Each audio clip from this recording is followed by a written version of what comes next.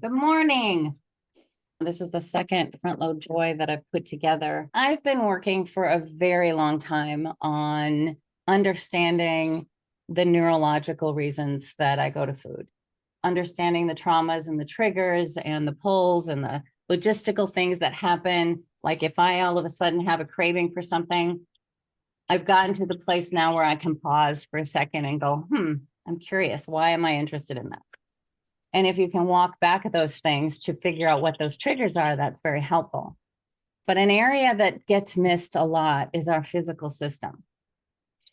If we are, which most of us are nowadays, in a highly agitated or highly sensitive space, our bodies start holding on to that and rigidly affect it in many different ways.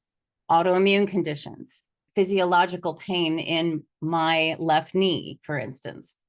Those are exacerbated. It may not be the only reason. I definitely have osteoarthritis in my left knee, but there are a number of reasons why physiologically. You too, is that a heads up for you too, Sharon? Oh, I said my right knee, but yeah, osteoarthritis. Just recently Yeah. Isn't figure that out what's fun to going on. hear about? What does that do to your nervous? I know exactly. Like Does your despair. mind just right? Does your mind just like flash on all the things that you might not be able to do again, or do you also flash on all of those old ones that my grandmother always took me to the nursing homes because there were like 18 brothers and sisters, along with aunts and uncles and cousins and all of the things. And then my grandfather had 16 brothers and sisters, and so I was always in the nursing home with somebody, and I would see the frailty. And so when I finally flashed on this, I was like, oh God, is this my future? Right? Yeah. There's so many things about it. Yeah. I just want you to hear that I can resonate very highly with what you're saying. Yeah. It's an interesting thing as we get to a certain point. Frankly, because of the awareness I have, I know that a piece of the reason my body has reacted a certain way or glommed onto a certain autoimmune condition is because of the substances I've consumed. I know this. That's a part of it. And with those substances comes weight, which is a direct proportional imbalance to my knees, of course, right? So we can go to that logical place, but then our brains can really cycle down and we can really get upset with ourselves. So one of the things that I wanted to do today that I would like for my Sunday call to be is something practical and somatic, something that deals with the physiological effects of stress, in particular stress, anxiety, worry, guilt, shame, name your favorite, disgust. We could go on and on, right?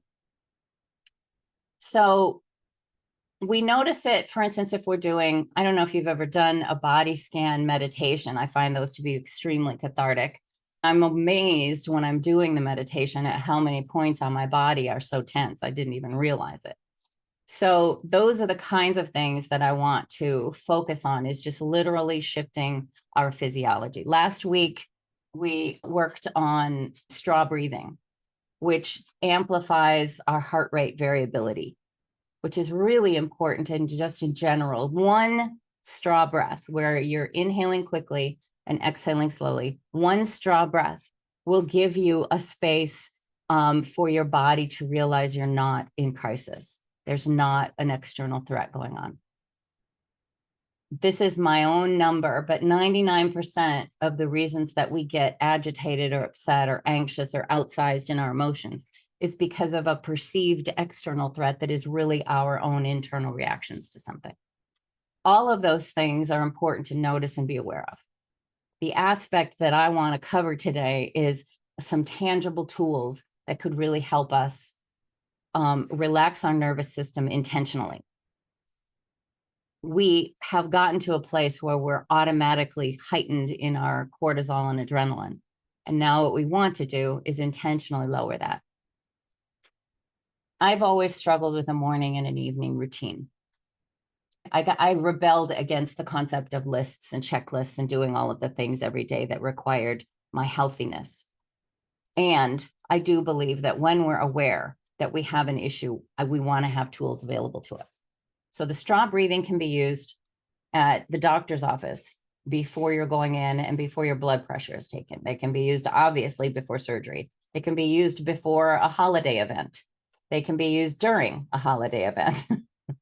They can be used after a holiday event. Straw breathing, nobody notices. You're just basically inhaling quickly and exhaling slowly. Nobody needs to know, which can cause more stress sometimes if someone were, right? We don't want to do something Captain Obvious. So one of the things I want to do today is something that is a little bit more Captain Obvious. And it's talking about the sympathetic and the parasympathetic nervous system. So this is called the autonomic ladder.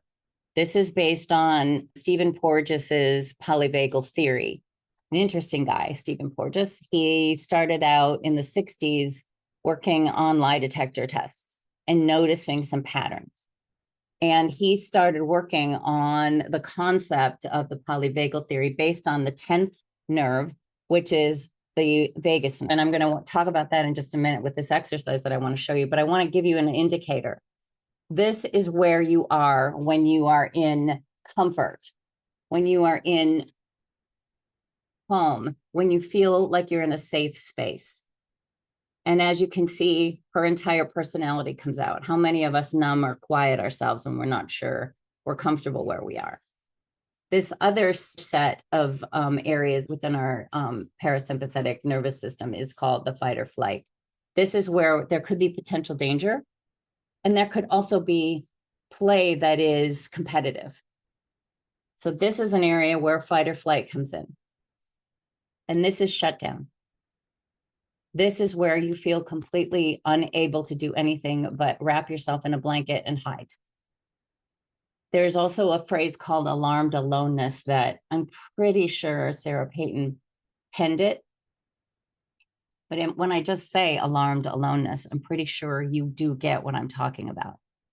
There's that sense that nobody understands me, nobody's going to get me, or I don't feel safe enough to talk about this with anyone, or this place does not feel safe and I need to shut down. That's an automatic reaction that comes with the perception of danger. Now, I just want to say that that could be a cocktail party. That could be a buffet. That could be a wedding rehearsal or a wedding party.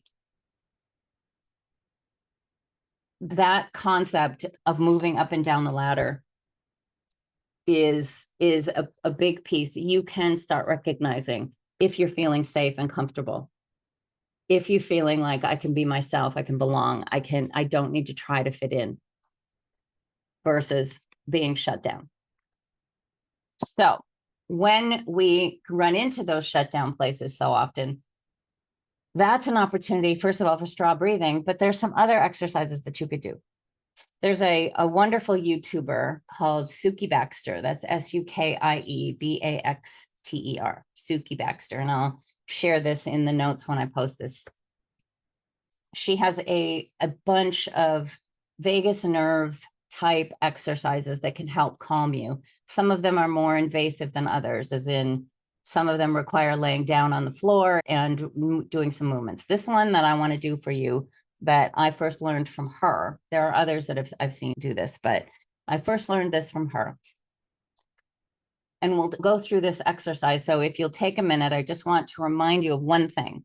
This is around manipulation of the neck in a way. So if you have neck issues, I want you to be extremely careful. If not, just putting your head on the top of your head and imagining this opening up might be a little bit easier for you. But if you're able to, what I'm going to do, I'll show you first, is I'm going to put my right hand, I don't know what hand you see, but I'm going to put my right hand over my head and move my right ear to my right shoulder.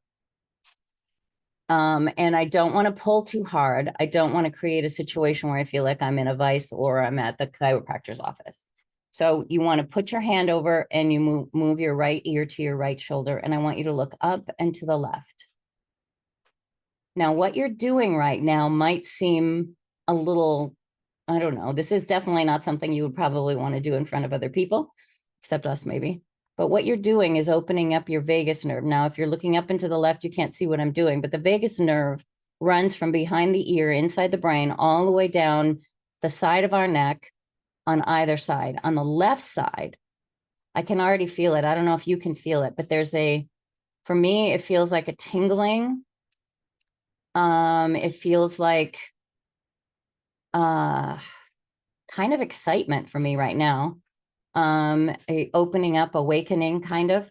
Basically, the vagus nerve on the left side runs all the way down and around it. It touches every single organ, and it goes all the way down, all the way to your poop chute. And it is designed to read signals and send them mostly back up to the brain to let us know if there's something physically in crisis or physically threatening. I want you to take a deep breath and exhale out. And let's take another deep breath and exhale out. And I want you to relax for a minute. That's just the left side. Now, I'm feeling a bunch of different sensations right now. I've done this probably 4 times this week, but it's also been a very stressful week. So this I recognize. So this in itself is designed to calm your nervous system, which is now going to not be sending heightened alert signals up to my brain and creating cortisol and adrenaline and a bunch of other heightened awareness issues that remove us from being able to think clearly. So this left side of the vagus nerve is designed to cover all of the organs except one. And now when you do this and hold your left arm over your left and pull your left ear down towards your left shoulder. It does not have to touch. Mine doesn't touch, even though I'm pretty agile. Thank you. Thank you, Dad. What I'm noticing here now, I want you to take a deep breath first. And then look up and to the right. And what you're going to see is this vagus nerve is going to go moving down and around. And it's called the vagus brake because it covers your heart. The vagus nerve on your right side just manages your heart. And I feel a similar openness when I'm doing this. And maybe a sense of anticipation. Maybe. That's kind of how it feels for me inside. Take another deep breath and exhale out. And what happens with this vagus brake is that this is done, and you can release this at any point, whatever feels comfortable for you. But what happens with the vagus brake is that it gives you space to the vagus nerve itself, not this exercise, but the vagus nerve itself is designed to keep your heart rate from going too high when you're in crisis. Okay. So that vagus nerve, I see your hand. Let's just one more second. Let me finish this thought real quick. But the vagus brake is designed to keep you from going off into the stratosphere, keep your heart from going up too high.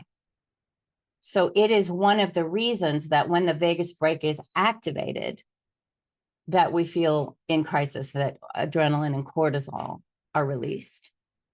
So what we want to do is increase our heart rate variability by opening up the vagus nerve on the right side. And by doing these other exercises that will calm the heart rate and expand the heart rate variability, which is the individual heartbeats that come up for you. Yeah. Do you have a question, Liz? Yes, I am a permanent sloucher. So I'm wondering if during this you should be holding your spine erect, maybe, I don't know. Or I would wonder if it makes any difference if you're slouched or stretched out. That's a great question. I don't know if it's because of my father. Okay. My dad was a dancer and he was constantly talking about posture and the string that goes from your head to the ceiling and to try to pull yourself up. He used all sorts of tricks and tips for me. And I don't know if this was the rebel in me or what, but I'm also a sloucher. I do find myself intuitively wanting to sit up straight. Maybe not as straight as, I don't put my shoulders back and up, but I think it would be worth trying out and seeing what the difference is. I do know that the factor involved most is opening this space up. So if you do slouch and slouch forward like you are on the computer a lot, it might help to do that. That's a whole separate kind of context, but this particular exercise is designed to just open up this area and expand it out down. I don't know. It feels to me like there must be something to do with the throat chakra here. When I feel constricted or feel like I can't speak my truth or feel like my integrity is squashed in that moment, I feel like that could be an aspect of it. But the vagus nerve in here is really important. Another thing I want to say about the vagus nerve, singing is a beautiful activator and a calmer of the vagus nerve. When we're singing, we're not being chased by a lion. So our brains intuitively know that, and our bodies intuitively send signals up that everything is fine. The more that you can stay in everything is fine, the calmer you're going to be. And I just want to say something else about this. Our digestive system is manipulated by the vagus nerve. When we feel like we're in crisis, everything that is not necessary to run from a lion or a bear or to fight a lion or a bear is shut down. It's one of the reasons why you could have IBS. It's one of the reasons why your constipation is off the charts sometimes, and then it flips back to diarrhea. It's one of the reasons that you maybe aren't digesting all of your healthy, nutritious fruits and vegetables. Your system gets shut down when you're not in calm. Why do you think they recommend sitting at a table and thanking all of the beings involved, all of the humans and all of the earth that's involved in bringing that meal to you on your table? That's a calming, centering exercise that is going to pull your nervous system and particularly your digestive system into a calm state where it can work and do its thing. Another reason that I do believe that Bright Line Eating healed me was because of the 3 meals only and the spaces between. My digestive system only needs to do one thing at a time when I'm only eating 3 times a day. I don't know if anyone has any questions at this point, but I would really love to hear how that was for you. Yeah, go ahead, Sharon. Hi, so I'm new to you. I know. Hi, Sharon. Hi. I think I heard about you from somebody, one of I don't know if you know Cindy Noseworthy. I do. Okay. Very well. Okay. Mhm. So I think that's somebody in one of her or somebody else in her group turned me onto this. So I'm not anyway. So I don't know. You probably noticed that I just got immediately went to tears during the practice. And I also noticed that I have, so I'm very aware of different parts of me. And when you're talking about, safety, whatever, and this part's there is no such thing, bullshit, whatever. So they fight, that experience of safety. They're and that's why I was also looking around, yeah, tell the nervous system and the parts, yeah, we're safe. There's no, angry people here or whatever. But yeah, have you seen that before? Just absolutely flood tears? Absolutely. Is there anyone on this call that hasn't at some point or other regularly within a span of a few minutes not felt safe? Is that what you're asking? Is that your question, Sharon? No, the response to the practice of just dissolving in tears. Yes. Yes, absolutely. I've been doing this for a while now. It's funny to me. I use this with my small groups a lot. There's another one that is Heaven and Earth. There's a few things. I'd love to send you some links to some places to go and do some more of this work. But yes, what you're experiencing is a huge release. Absolutely. Yeah. That your system absolutely needed to feel this and hear this. I've probably done this 6 times this week. And I still feel I get tingly. My in particular, my trunk feels very excited, almost anticipatory. That's how it feels to open it up. The fact that you noticed this, Sharon, is a big deal. Mhm. Okay. When we're in food, and since you come from Cindy, I'm assuming you came from a place of food issues, right? Yeah. Among others, yeah. Yeah, right. Thank you. Yes.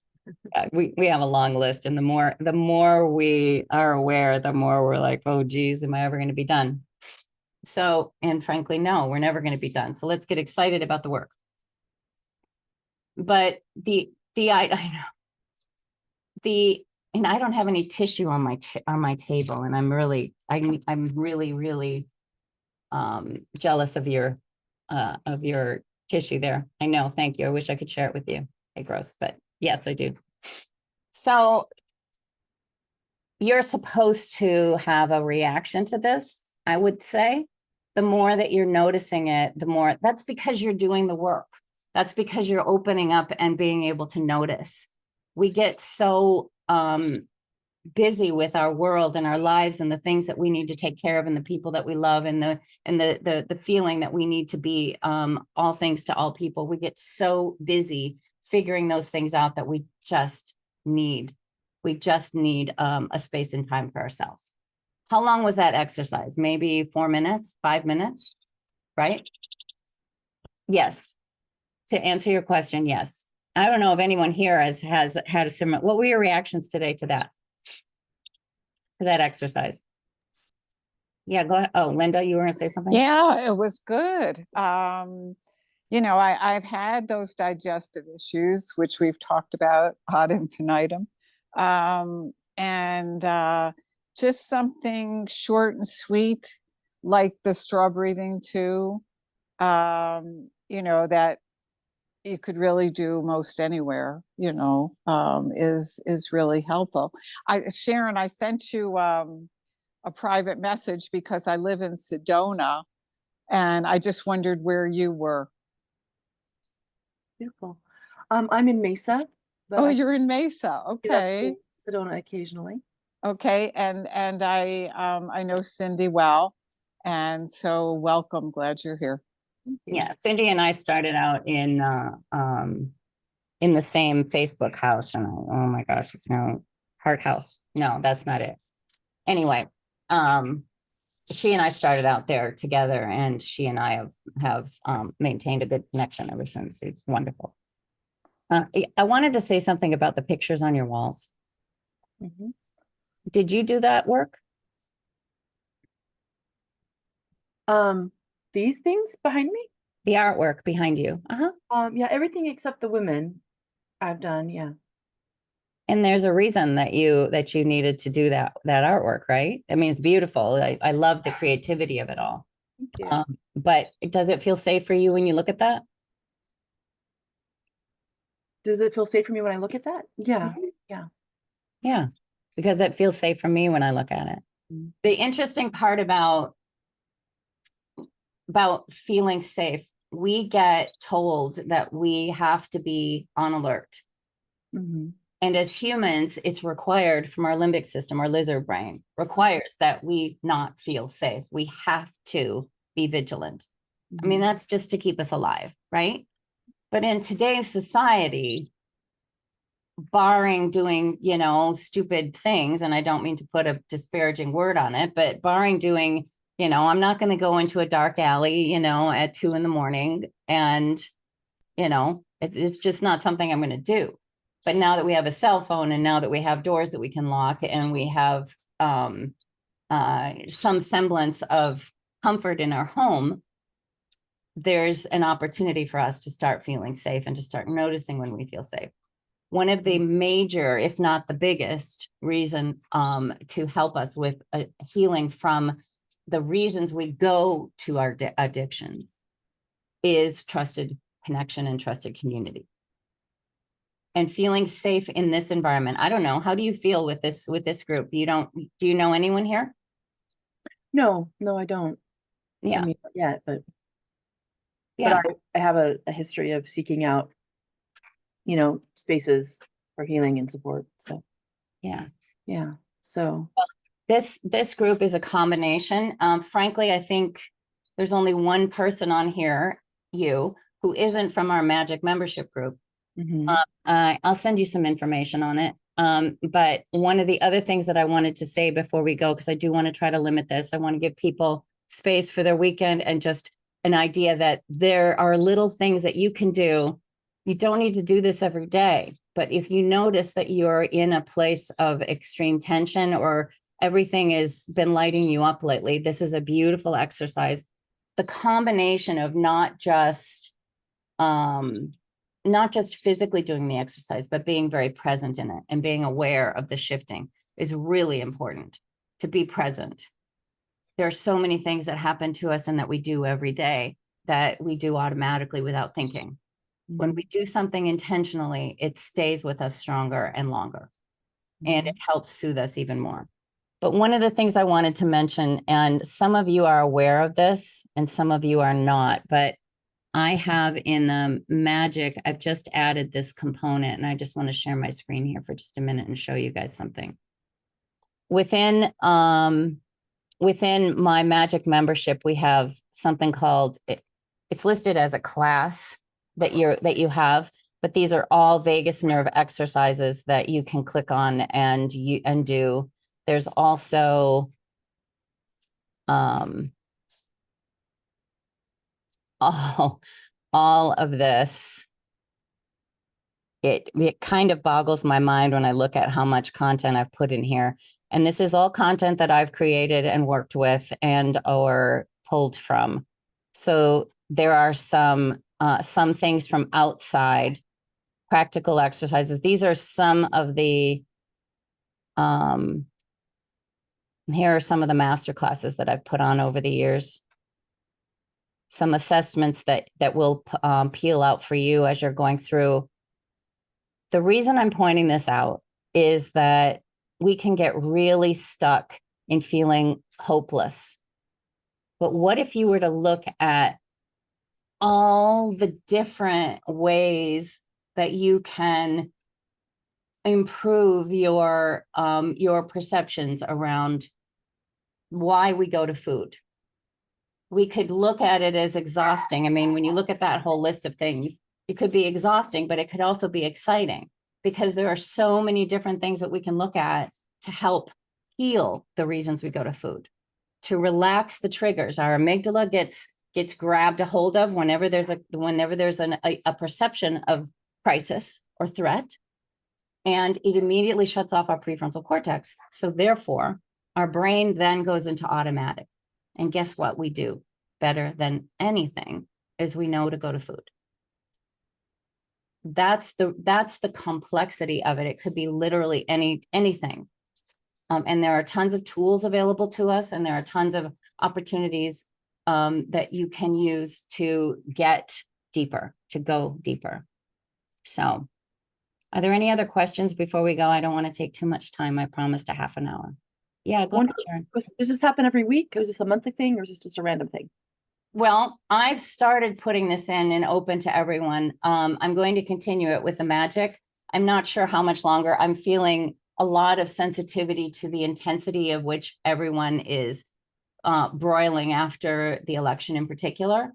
But what I want to do is give people some somatic and some sensory tools to help them. So for now, I'm going to keep moving this on. I don't know how long I'll keep it open to everyone, but I've been sharing the book club, for instance. We've got probably another 4 or 5 weeks on the book club. I don't know. Are you familiar with the book club, Sharon? I think that I got that link. Yes. The idea is to expose ourselves to things that might be helpful to us and also do that in trusted community. It's really important. Yes. Really important. So yeah, to answer your question, I probably will continue leaving this open for a few more weeks, probably during what I call the sugar season. Oh, yeah. Yeah. One other quick question. You mentioned heaven and earth. What is that? Is that the Donna Eden practice, or? It's one of Donna Eden's Okay, I know that one, yeah. exercises. Yeah. Donna Eden is a brilliant energy worker, and she has a lot of different things. So yes, it's one of her. Yeah, it's one of the. Yeah. I wrote a song inspired by that practice. Really? Yeah. So you're a musician too? Apparently. Apparently. Yeah. Wonderful. Thank you very much. I appreciate your time and space and energy today. All of it. Yeah. Yeah. Well, I appreciate your enthusiasm and your vulnerability and your courage. Thank you. Have a wonderful day, everyone. Thank you so much for being here today. Thanks, Sonia. Have a fabulous Okay, Sunday. thanks, everybody. Don't forget. Bye-bye. We love you. Love you too. Bye-bye. Bye, Bye-bye. Sharon. Keep coming back. And Yeah, thank you.